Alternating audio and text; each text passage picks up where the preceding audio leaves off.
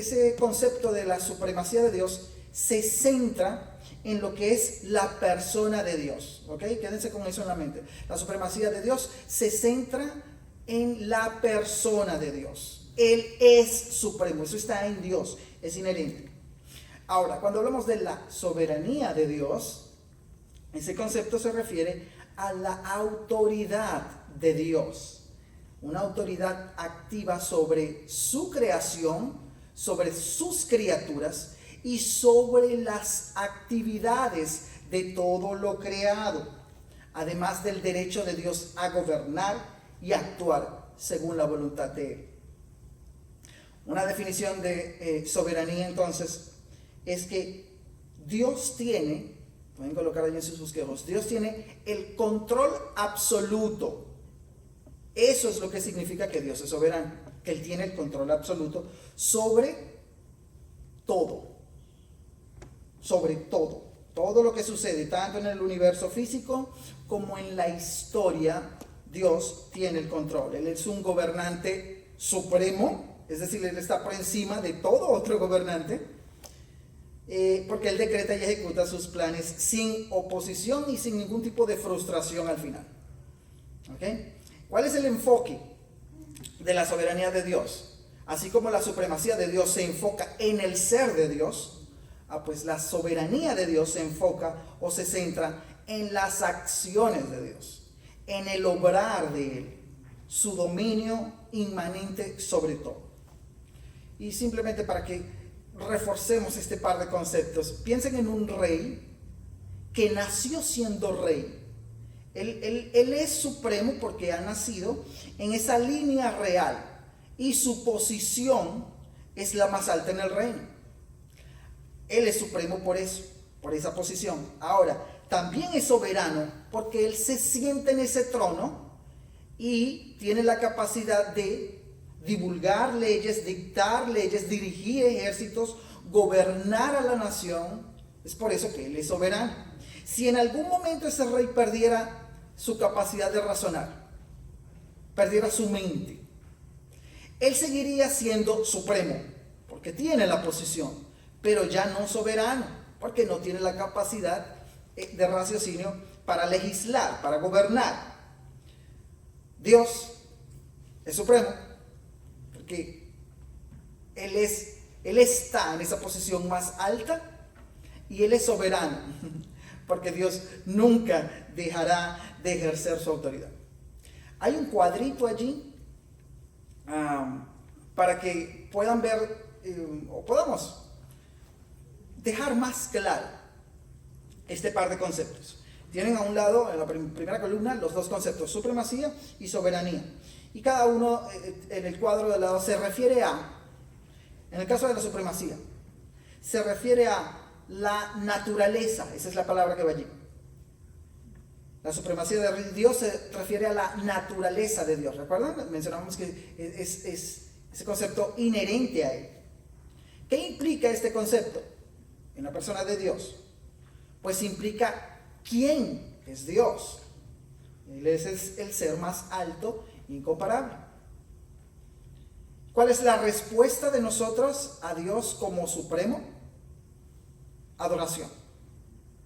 Dios es digno de adoración. Con respecto al concepto de la soberanía,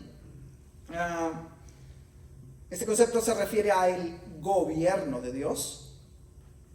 El gobierno de Dios implica aquello que hace Dios. Lo que hace Dios, esa es la palabrita que va allí. ¿Qué hace Dios? Pues Él controla y dirige todas las cosas. ¿Y cuál es nuestra respuesta al hecho de que Dios gobierna y de lo que Él hace? Confianza. Esa es la palabra que va allí. Confianza. Qué consuelo y qué consolador resulta que podemos confiar en que Dios es supremo y que Él es soberano. Dios es supremo porque no hay nadie más alto que Él.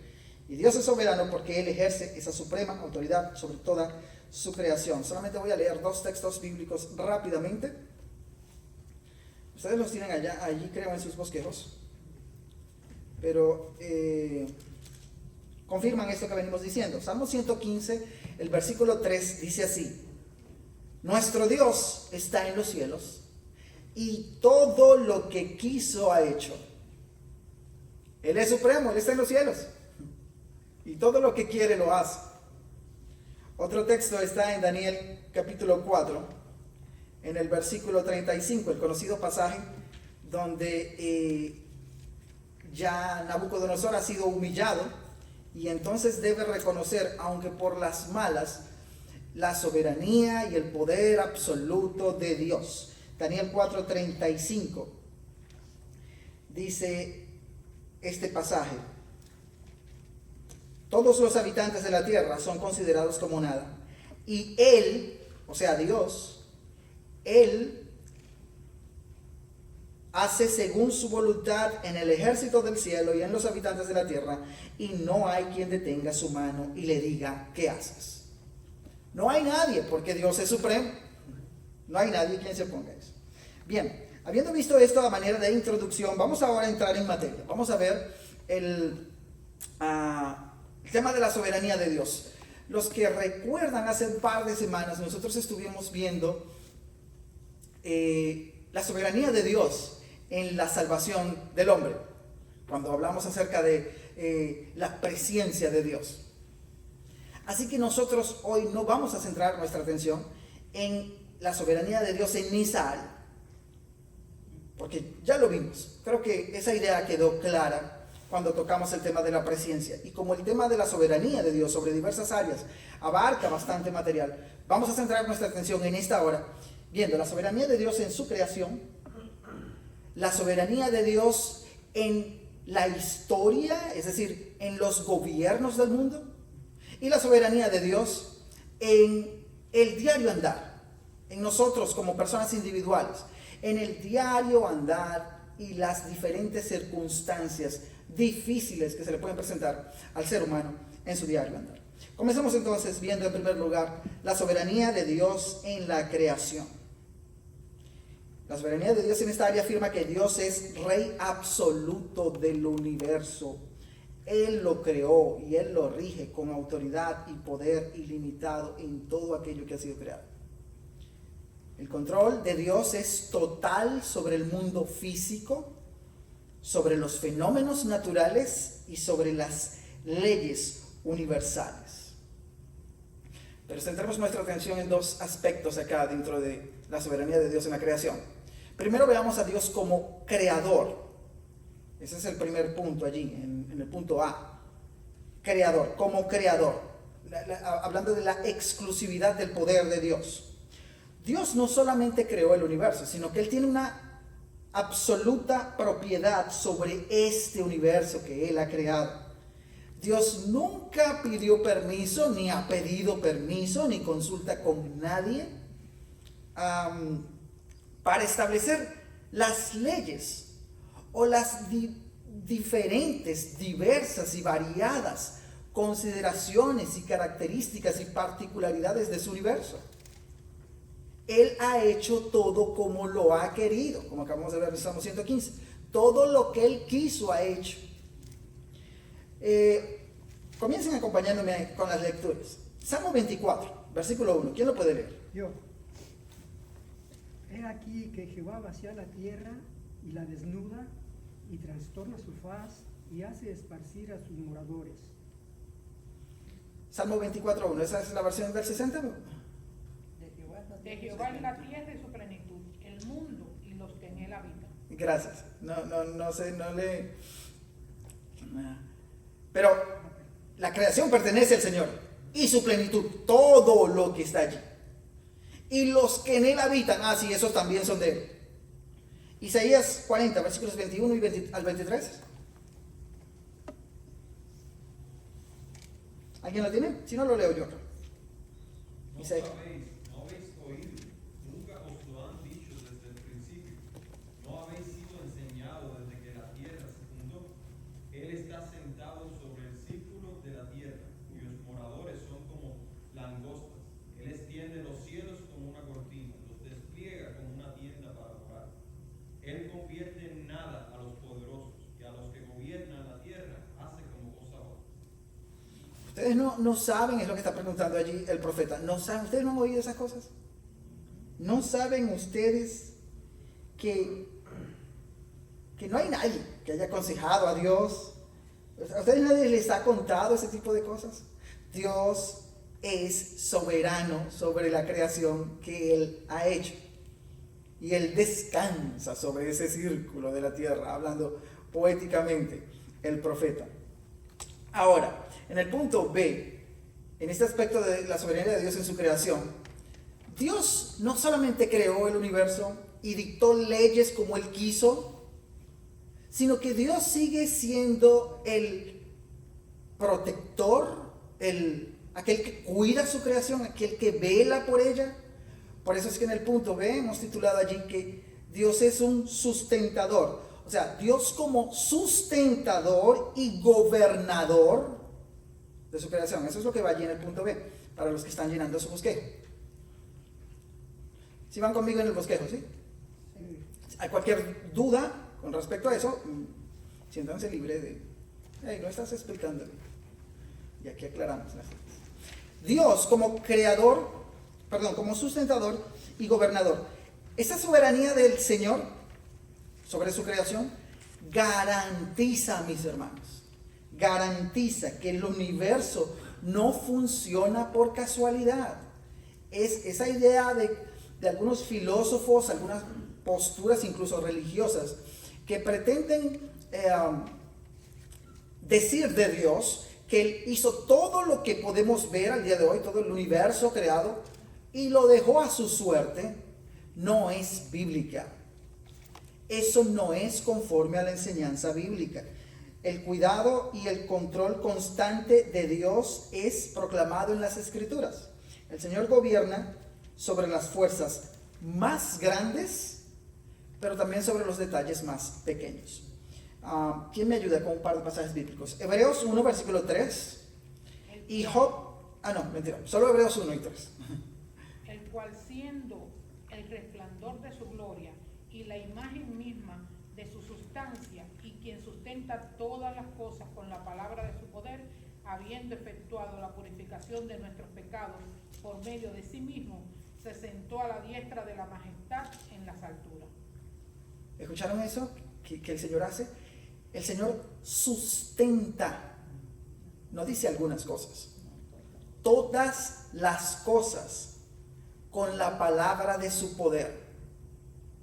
Él es sustentador de todo aquello que Él ha creado. El cuidado que Dios tiene sobre su diseño, no solo en el ser humano, sino incluso en las bestias y animales del campo que Él ha creado, es un testimonio vívido de cómo Dios vela por su creación. Job 38 y 39, yo les recomiendo que lean ese par de capítulos en casa, porque son simplemente preciosos. Esa es la intervención inicial de Dios a todo el discurso de estos, de Job y de sus amigos, ante el infortunio de Job. El Señor comienza diciéndole a Job allí en el capítulo 38, ¿quién es este que oscurece el consejo con palabras carentes de sabiduría? Y comienza a darle un recuento precioso de lo que es la creación de Dios, de cómo el Señor de forma soberana ha querido hacer las cosas como son, y Él continúa teniendo cuidado de aquellas cosas. Es simplemente hermoso. No dejen de leerlo, Job 38 y 39, pero acá rápidamente para avanzar, cuando llega al versículo 17, del 39.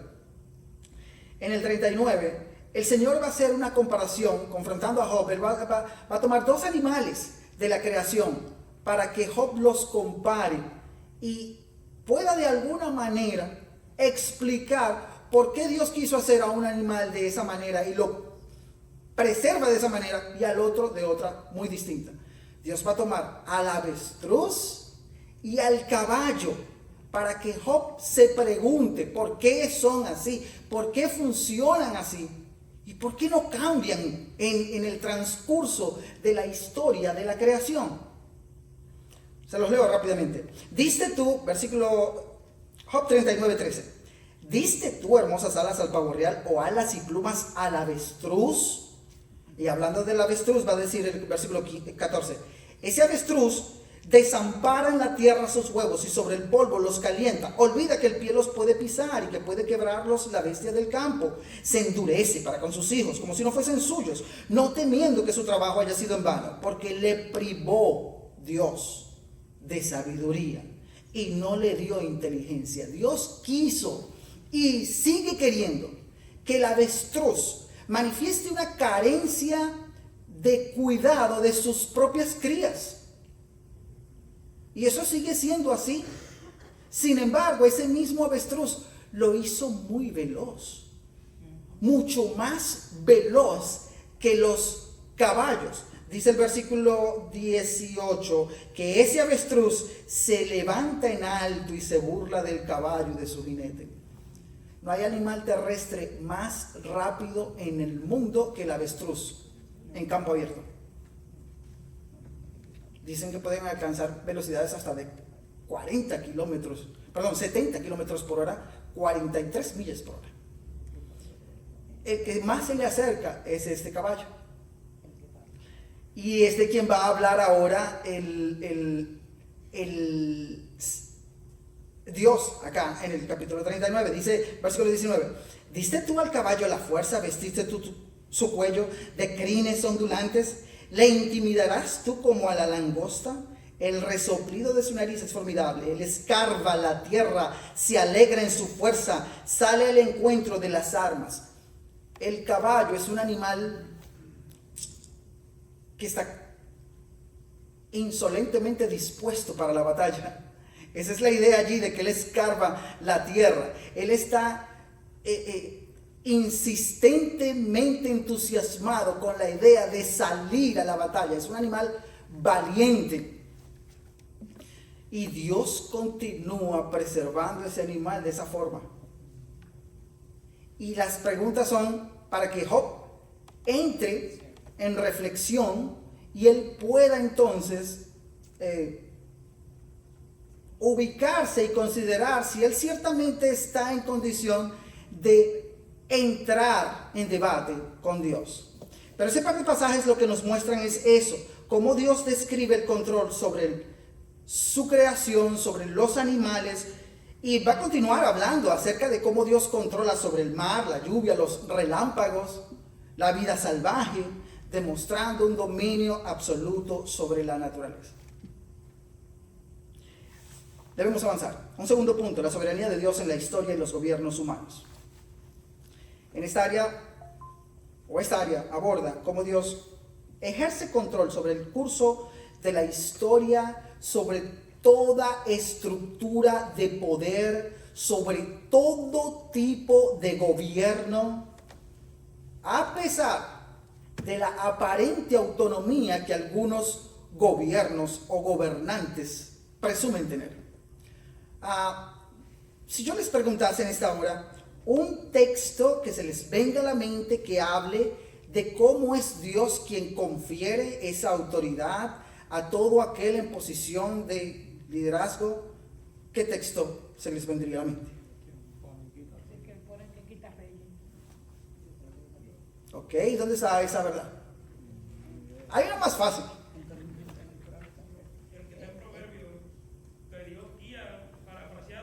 Ese es Proverbios capítulo 20, pero hay uno más fácil. Dice que se sometan a las autoridades. ¿Dónde está ese texto? En Romanos. Romanos capítulo 13. Sujétese todo individuo a las autoridades, porque no hay autoridad sino de parte de Dios, y las que hay por Él han sido establecidas. ¿Ok?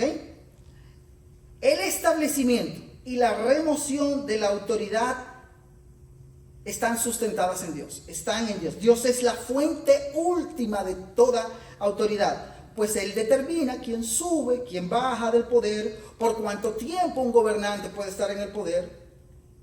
Los líderes lo que hacen es actuar bajo el decreto soberano, incluso cuando estos líderes persiguen sus propios fines. Acompáñenme a leer esos textos. Alguien que por favor lea Romanos 13, versículo 1, para que lo leamos bien, como dice. Alguien que por favor lea Daniel 2, versículos 20 y 21. Y alguien que por favor lea Juan, capítulo 19, versículo 11. Sométase toda persona a las autoridades superiores, porque no hay autoridad sino de parte de Dios, y las que hay por Dios han sido establecidas. Ahí está, ese es el principio fundacional de la autoridad delegada. No hay autoridad, sino de parte de Dios. Mis hermanos, si tengamos en cuenta que ese principio fundacional no se limita a los gobiernos de las naciones, sino toda autoridad. Lo que Pablo está diciendo ahí, sométase toda persona a las autoridades superiores, porque no hay ninguna autoridad sino de parte de Dios.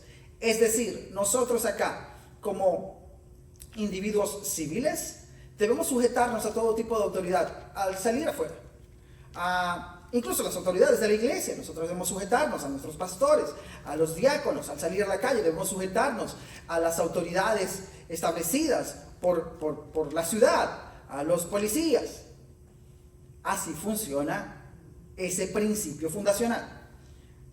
Pero reconociendo siempre que no hay autoridad sino de parte de Dios. Por más civil que la veamos, por más natural que la percibamos, fue un soberano designio de que esa persona tenga ese cargo de autoridad. Daniel 2, versículos 20 al 21. Daniel habló y dijo: sea bendito el nombre de Dios de los siglos en siglos, porque suyos son el poder y la sabiduría.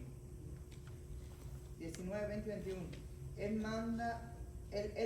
Él muda los tiempos y las edades, quita reyes y pone reyes, da la sabiduría a los sabios y conciencia a los entendidos. Ahí vemos en ese texto un control directo sobre la historia política. Si ustedes leen Daniel, se van a dar cuenta que no existe en la Biblia otro libro que muestre más clara y evidentemente el gobierno soberano de Dios sobre los gobernantes del mundo. No existe. Desde el principio del capítulo 1 hasta el final de esta profecía, lo que el Espíritu Santo quiso enseñarle a su pueblo es que Dios es soberano sobre los gobernantes de las naciones. Ese versículo allí de Daniel 2 es el Señor hablándole a Nabucodonosor, que a las malas tuvo que aprender cómo es Dios el soberano que rige el universo y quien le había delegado a él todo el poder que tenía.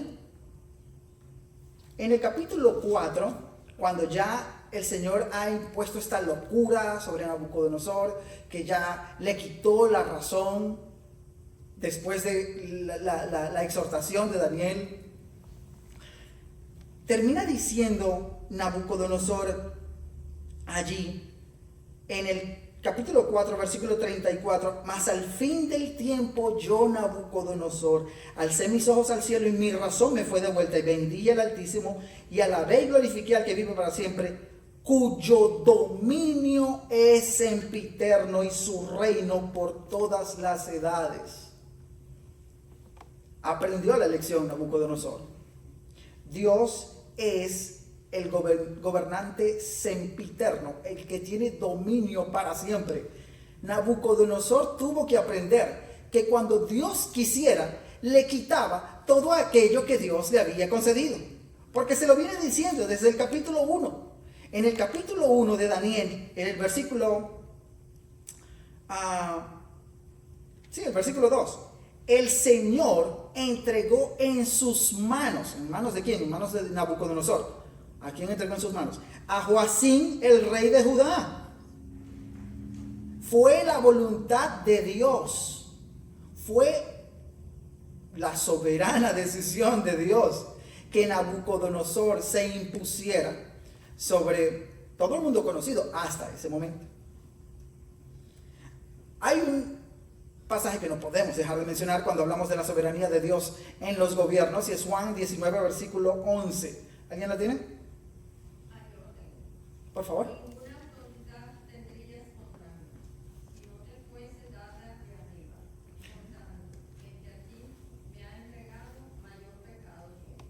Muchas gracias. Ese es el Señor Jesús hablándole a Pilato. Cuando Pilato le demanda que le dé una respuesta. A mí no me respondes. ¿Tú no sabes que yo tengo autoridad para juzgarte o para darte libertad? Y Jesús tranquilamente le dice: ninguna autoridad tendrías contra mí si no te fuese dada de arriba. Es el Señor el que concede autoridad a los gobernantes. Vamos a hablar en este tema de la soberanía de Dios en la historia y los gobiernos humanos. Vamos a hablar cómo Dios brinda a los impíos la autoridad incluso para los propósitos santos de Dios. Dios usa a naciones o líderes malvados, como allí en sus bosquejos pueden poner, que Dios usa a naciones o líderes malvados como instrumentos involuntarios para ejecutar sus juicios o para llevar a cabo sus planes redentores. Vamos a ver simplemente un solo pasaje, yo lo leo rápidamente acá. Es Isaías capítulo 10, los versículos 5 al 7.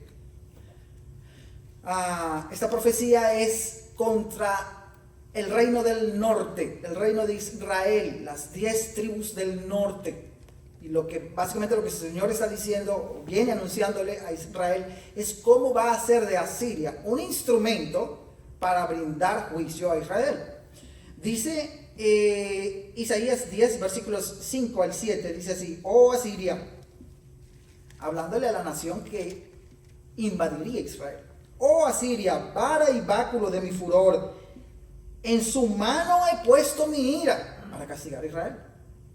Versículo 6: le mandaré contra una nación pérfida, y sobre el pueblo de mi ira le enviaré para que quite despojos y arrebate presa, y lo ponga para ser hollado como lodo de las calles. Eso iba a hacer Asiria, a castigar a Judá, a castigar a Israel por el pecado de Israel. Ahora vean el versículo 7, lo que dice de Asiria. Aunque él, Asiria, no lo pensará así, ni su corazón lo imaginará de esta manera. Es decir, Asiria va a hacer eso que yo le estoy mandando, pero él no sabe siquiera el propósito por el cual él está haciendo eso. Él está haciendo eso porque él se cree muy grande y conquistador. Pero realmente Asiria estaba en las manos de Dios, cumpliendo la voluntad del juicio de Dios sobre las 10 tribus del norte. Y termina diciendo allí: aunque él no lo pensará así, ni en su corazón lo imaginará de esta manera, sino que su pensamiento será desarraigar y cortar naciones, no pocas. Lo que Asiria tenía en mente era llevarse por delante a la nación que pudiese, para obtener más territorio y manifestar más poderío de su imperio. Pero resulta que no era así. El Señor tenía control, utilizando a Asiria, llamándola vara de mi furor, y la usó para castigar a Israel. Vamos a ver, en tercer lugar, la soberanía de Dios en el diario andar y las circunstancias difíciles. La doctrina de la soberanía de Dios, pueden colocar allí en sus bosquejos, la doctrina de la soberanía de Dios proporciona consuelo y perspectiva en las diferentes experiencias más íntimas y dolorosas del ser humano. Porque es importante que tengamos en cuenta que el tema de la soberanía de Dios no es para que lo veamos simplemente de forma macroscópica, es decir, para que veamos cómo Dios es soberano sobre las naciones, sobre estos grandes imperios que se han movido a lo largo de la historia. No, la soberanía de Dios también es microscópica. Se centra en nosotros como individuos. ¿De dónde sacamos eso? de la enseñanza bíblica. Acompáñenme. Proverbios 16:9. ¿Alguien lo puede leer? Y luego alguien que lea Mateo 10, versículos 29 y 30. Proverbios 16:9. El corazón del hombre piensa su camino, mas Jehová endereza sus pasos. Es el Señor el que endereza los pasos del hombre. ¿Por qué? Porque se constituye en una guía divina para los individuos. El Señor tiene cuidado de los individuos. Él se constituye en una guía sobre las decisiones de cada persona. Ahora, este texto de Mateo 10, versículos 29 al 30, ¿alguien lo tiene?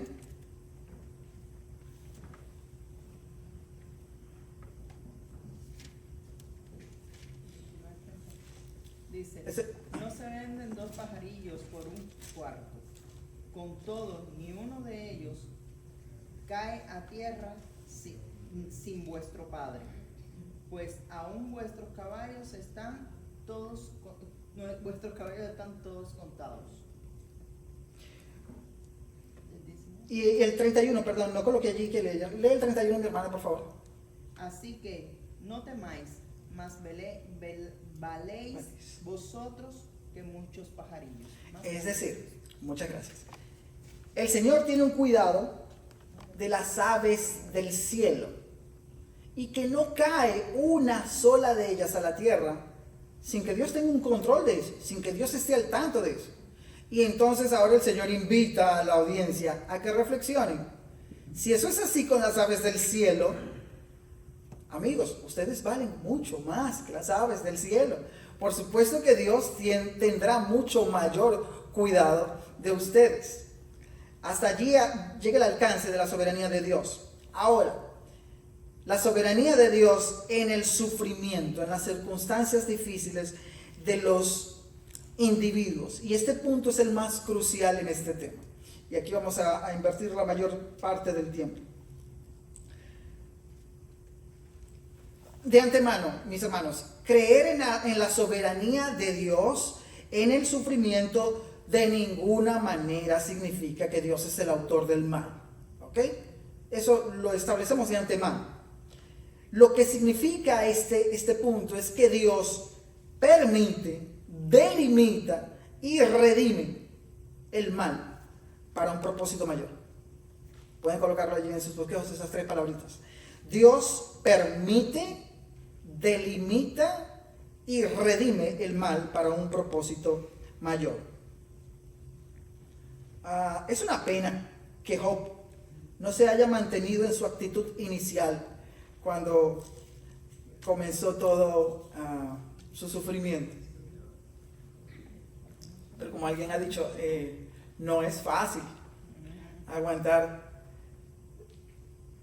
tal cantidad de sufrimiento por no sabemos cuánto tiempo, pero no es fácil definitivamente. No había terminado de hablar uno con una calamidad para Job cuando llegaba el otro con la otra calamidad. Y al llegar al versículo 21, Job reflexionó también. Él dijo, después que perdió todo, Job dijo en Job 1:21, pues yo desnudo salí del vientre de mi madre y desnudo volveré allá. Jehová dio, Jehová quitó, sea el nombre de Jehová bendito. Qué perspectiva tan precisa. Job, al principio de sus sufrimientos, él tenía en claro el concepto de la soberanía de Dios sobre los individuos y fue capaz de, en el momento de la crudeza del dolor, poner en práctica ese conocimiento teórico. Él dijo, pues si Dios es soberano y Él da y Él quita, pues yo desnudo salí del vientre de mi madre. Desde que Dios me dio la vida, en el momento que Dios quiso darme la vida, no me había concedido nada. En el andar de mis años me dio muchas cosas y ahora me las está quitando. Jehová dio, Jehová quitó, bendito sea el nombre del Señor. Eso es razonar, poner en práctica la teoría a la hora de las circunstancias difíciles. Génesis capítulo 50, versículo 20. ¿Alguien lo puede leer? El conocido pasaje de cómo otro hombre de Dios supo reaccionar ante las pruebas.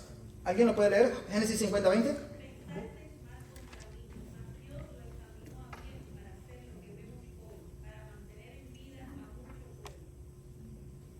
¿Ven cómo Dios redime el mal, las intenciones malvadas para propósitos buenos? Porque es eso lo que está diciendo José.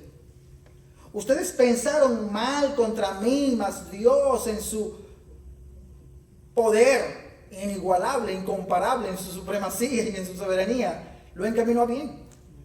Romanos 8, versículo 28. Y sabemos que los que aman a Dios, todas las cosas les ayudan a bien, esto es a los que conforme a sus propósitos son llamados. Amén. Este pasaje lo que está diciendo allí es que el sufrimiento forma parte del propósito de Dios. ¿Puedes leer el 29, hermano? Versículo 29.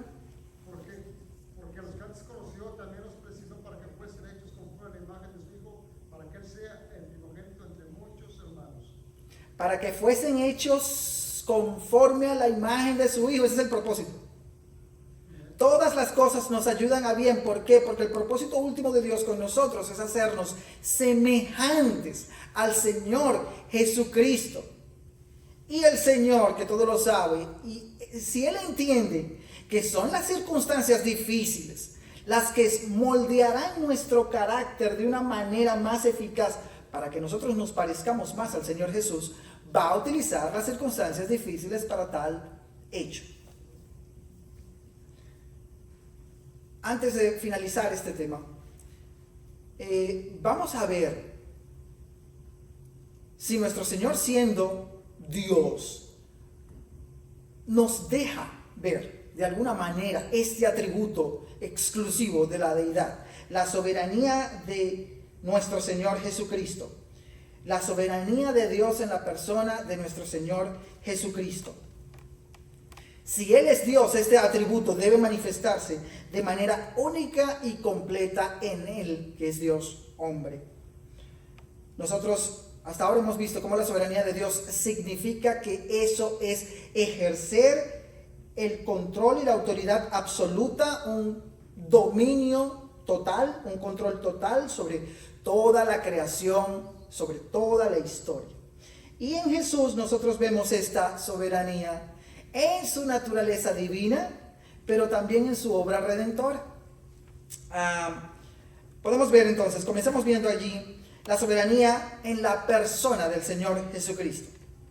La soberanía en la persona, en su naturaleza divina, en la persona del Señor. ¿Alguien puede leer Colosenses capítulo 2, versículo 9? Porque en Él habita corporalmente toda la plenitud de la deidad. En Él, en el Señor Jesucristo, habita corporalmente todo Dios. Toda la plenitud de Dios habita en Él. Por tanto, Él es soberano. La Biblia lo presenta a nuestro Señor Jesús como Dios encarnado. Él es intrínsecamente soberano. Ahora, nuestro Señor también es creador y sustentador. Antes ya habíamos leído Hebreos 1:3, ¿sí? Pero esa verdad es repetida allí mismo en Colosenses 1, versículos 16 y 17. ¿Alguien lo tiene? Ese es el texto que dice que todo fue creado. Porque no fueron creadas todas las cosas, las que hay en los cielos y las que hay en la tierra, visibles e invisibles, sean tronos, sean dominios, sean principados, sean potestades, todo fue creado por medio de Él y para Él. Todo fue creado por medio de Él, de Jesús, y para Él. Y todas las cosas en Él subsisten. Nuestro Señor Jesús es creador y es sustentador. La soberanía del Señor en su ministerio terrenal. Mientras el Señor se movía ministrando, predicando el Evangelio, dejó ver su control soberano sobre todas las cosas, la autoridad que tenía el Señor. a Marcos 4, versículo 39.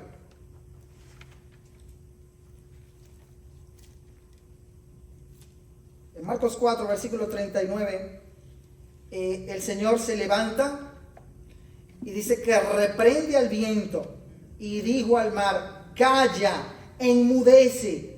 Y cesó el viento y se hizo grande bonanza. Eso es tener soberanía sobre las aguas, sobre el mar. Jesús demostró cómo sobre las leyes físicas que rigen sobre el mar, Él podía con su voz imponerse. El Señor Jesús demostró también dominio sobre las enfermedades y sobre la muerte. Eso queda claramente evidenciado en pasajes como Juan capítulo 11, cuando resucita a Lázaro, pero también cuando resucitó a la hija de Jairo, que ya había muerto. ¿Lo recuerdan? ¿Alguien puede leer? En Marcos capítulo 5 es la historia. ¿Sí? Juan capítulo 11, la resurrección de Lázaro. Marcos capítulo 5, cómo el Señor resucita a la hija de Jairo. Cuando Jairo primero va a buscar al Señor porque la niña todavía está enferma, el Señor sigue a Jairo. En el camino se consiguen con esta mujer del flujo de sangre, eso los demora y la niña muere. Pero aún así el Señor le dice a Jairo: no temas, cree solamente. Y avanza con él y al final demuestra su soberano poder sobre la vida y la muerte, levantando de los muertos a la niña. Ahora, nuestro Señor Jesucristo también demostró soberanía y dominio sobre lo espiritual. Porque nuestro Señor mostró su autoridad cuando vez tras vez en los evangelios echaba fuera a los demonios. Los demonios huían del Señor. Pero también el Señor demostró una soberanía cuando perdonaba pecados. Los fariseos la tenían muy claro: ¿quién puede perdonar pecados sino solo Dios? Bueno, Jesús tenía la autoridad de perdonar pecados, y eso fue un punto bastante polémico de contienda con los fariseos. Por eso, ¿alguien puede leer Lucas capítulo 5 versículo 24? Pues para que sepáis que el Hijo del Hombre tiene potestad en la tierra para perdonar pecados, dijo al paralítico: a ti te digo, levántate, toma tu lecho y vete a tu casa. Para los que recuerdan esa historia, es el conocido pasaje donde los amigos meten al paralítico por el techo de la casa, y cuando colocan al paralítico frente al Señor, el Señor no le dice al paralítico: levántate. El Señor le dice al paralítico: hijo, tus pecados te son perdonados. Los fariseos se alarman y dicen: ¿quién puede perdonar pecados sino solo Dios? Y entonces el Señor les dice, para que ustedes vean y sean conscientes de que el Hijo de Dios sí puede perdonar pecados, le dice al hombre: hijo, levántate, toma tu lecho y anda. Porque ya antes les había lanzado una pregunta: ¿qué es más fácil? ¿Decirle al paralítico tus pecados te son perdonados, o decirle levántate, toma tu lecho y anda? Claro que era más fácil decir tus pecados te son perdonados, porque eso nadie lo podía ver. Pero entonces, para que vean que yo sí tengo autoridad, el Señor Jesús, para perdonar pecados, entonces ahora le diré al paralítico que se levante, que tome su lecho y ande, porque eso es una señal visible, muy evidente, de que yo soy el Mesías encarnado. Nuestro Señor mostró su soberanía en su ministerio terrenal, pero también mostró su soberanía en su obra redentora. Esa es la frase que va allí en el punto 3. El Señor mostró soberanía en su obra redentora. ¿Recuerdan hace los que estaban acá hace un par de semanas? Estudiábamos el pasaje de Hechos capítulo 2 versículo 23. Si alguien puede buscarlo y leerlo. Hechos capítulo 2 versículo 23.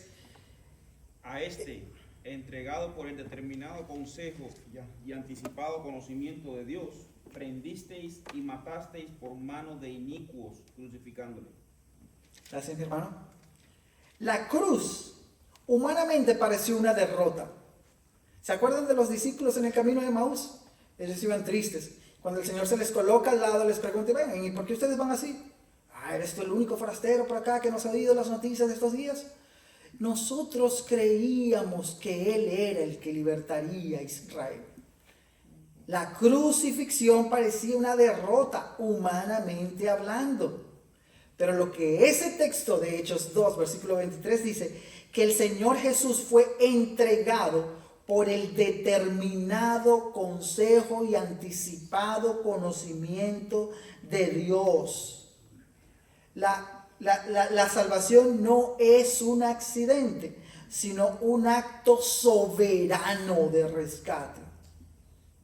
El Señor se ofreció a sí mismo como el Cordero sin mancha, propicio, como propiciación por nuestros pecados.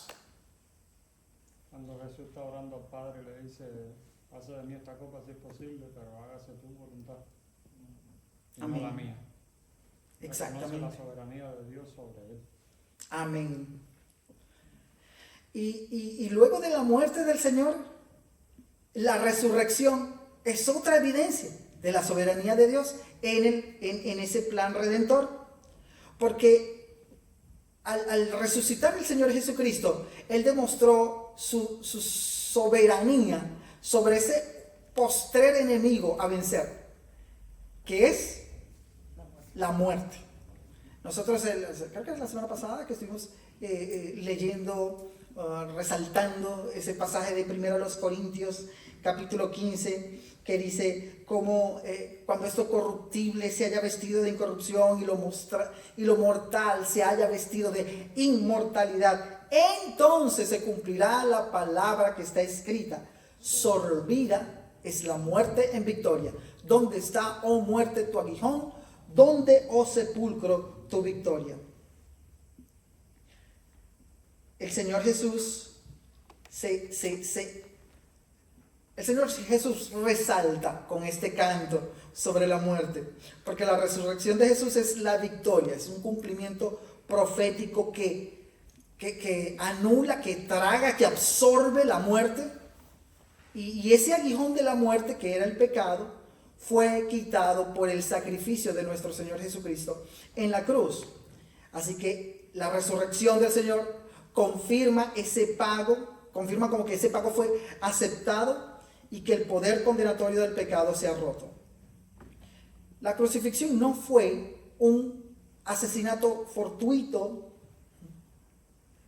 La crucifixión no fue solo un milagro, sino que fue la manifestación suprema de la soberanía del Señor Jesucristo como el gran vencedor, como el que absorbe la muerte. Por último, vemos a nuestro Señor Jesucristo, y esto es glorioso. Esto es simplemente glorioso. Nuestro Señor Jesucristo tiene soberanía por su poder actual.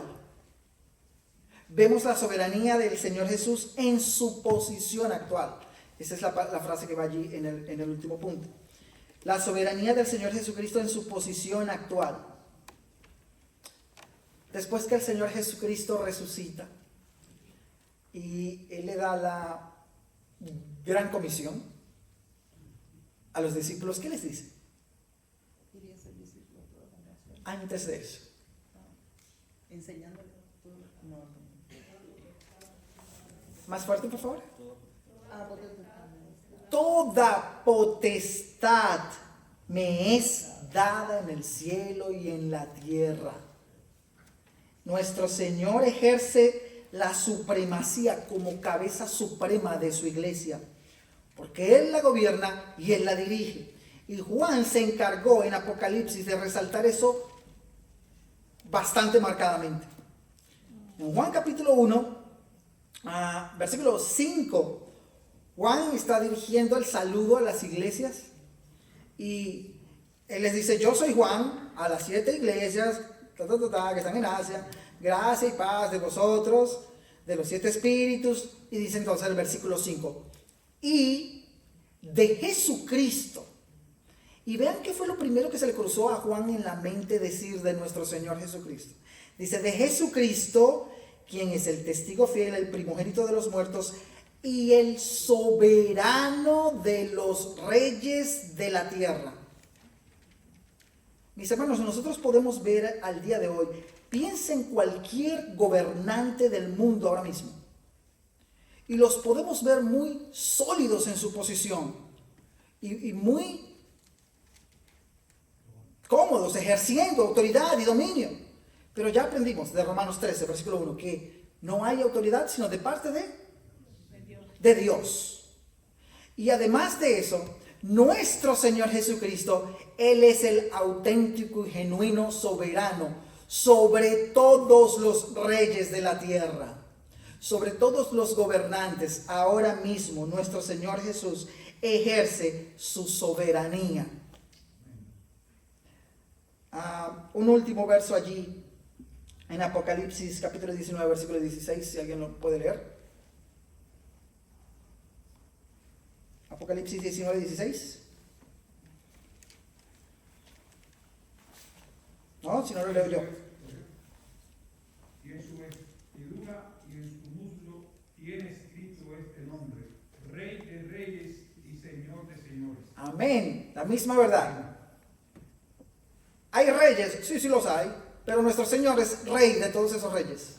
Amén. ¿Hay señores? Sí los hay. Pero nuestro Señor es Señor de todos esos señores. Él es el Rey de Reyes. Él es el Señor de los señores. ¿Cómo aplicamos nosotros estas verdades que hemos aprendido en esta hora? ¿De qué nos sirve estudiar, ver cómo la Biblia presenta a Dios como soberano? ¿Cómo lo podemos aplicar en nuestra vida diaria? Recuerden esto, mis hermanos. Estos no son doctrinas secas, áridas, frías, para uno, no sé, intentar impresionar a alguien allá afuera. Oye, ¿sabes qué? Yo creo que Dios es soberano, Él gobierna, no hay autoridad sino de parte de Dios. No. En serio, ¿podemos nosotros, como Job, bajo el peso de la aflicción, hacer uso de una doctrina como esta para nuestro diario andar? Definitivamente sí. Y vamos a ver de qué manera nosotros, rápidamente, porque ya se nos acabó el tiempo. Mi hermano. Hay una palabra que se repite mucho en los evangelios y es esta: no temáis. No temáis. Siempre el Señor, cuando hablaba de sí y de esto mismo, de su soberanía, en el mismo texto que estábamos hablando de no caen dos pajaritos del cielo, sino está la voluntad de Dios soberano, le dice primero: no temáis. O sea, Amén. Él nos lleva al descanso en Él, de que Él tiene control de todas las cosas. Amén. Porque si de verdad, si no asimilamos esta verdad de una forma árida, seca, fría, no hay razones para temer. No hay razones para temer, porque Dios tiene control absoluto de todas las cosas. Dios tiene control absoluto en la creación. Por lo tanto, la implicación práctica de eso es que nosotros debemos ser llevados a ser humildes y adorar a Dios. Humildes porque Dios creó todas las cosas, parte de ellas somos nosotros. Nosotros debemos reconocer, al pensar en la soberanía de Dios, que nosotros no somos el centro ni siquiera de nuestras propias vidas. No somos el centro ni siquiera de nuestras propias vidas. Si no, pregúntenle eso a Juan el Bautista, quien vivió sin saber que él formaba parte del plan soberano de Dios. ¿Cuál era el plan soberano de Dios para Juan el Bautista? Una voz que anuncia en el desierto la venida del Mesías. Nada más, a él no se le dijo nada más. Él ni siquiera pudo ver al Señor hacer muchas de las maravillas que más adelante el Señor haría en su ministerio. Y Juan el Bautista muere de una manera por el capricho burdo de una jovencita inmoral. Y ya, eso fue toda la vida terrenal de Juan el Bautista. Pero Dios es soberano. Y Dios tenía un cuidado absoluto de la vida de Juan el Bautista. nos debe llevar a humildad, el reconocer la soberanía de Dios en su creación, incluyendo nosotros. Pero tener en cuenta la soberanía de Dios en los gobiernos del mundo debe llevarnos a orar al Señor y a manifestar confianza en Él. Hermanos, ¿y si se levantase una suerte de imperio romano en nuestros tiempos que decidiera comenzar a perseguir a los cristianos? ¿Qué vamos a hacer? Confiar y orar al Señor, porque nuestro Dios, Él es el soberano de los reyes de la tierra. Y aunque se levanten impíos como los asirios que mencionamos hace un momento, el Señor tiene control sobre ellos. Los asirios creían que ellos iban a sus anchas, que ellos se movían según querían y no estaban ignorando que estaban en las manos de un Dios soberano.